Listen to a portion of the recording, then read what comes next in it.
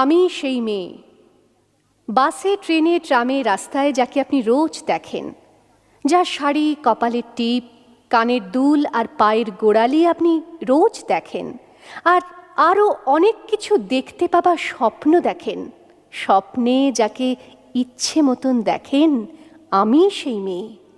বিহারের প্রত্যন্ত গ্রামে দিনের আলোয় যার ছায়া মাড়ানো আপনার ধর্মে নিষিদ্ধ, আর রাতের গভীরে যাকে বস্তি থেকে তুলে আনতে পাইক বরকন্দাজ পাঠান আপনি, আর সুসজ্জিত বিছানায় যার জন্য অপেক্ষায় অধীর হয় আপনার রাজকীয় লাম্পট্য, আমি সেই মেয়ে। আমি সেই মেয়ে।